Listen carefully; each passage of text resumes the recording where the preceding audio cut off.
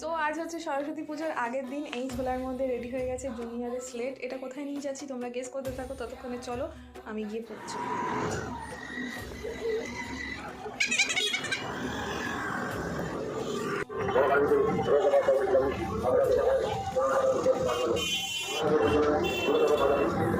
এবার স্লেটটা দেবো তো,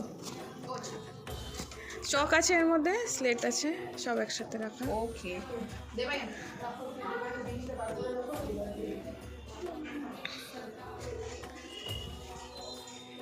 কার বাইকে দেবায়ন উঠে পড়েছে স্কুটিতে।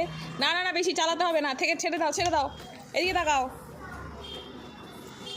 কার বাইকে উঠে গেছো তুমি?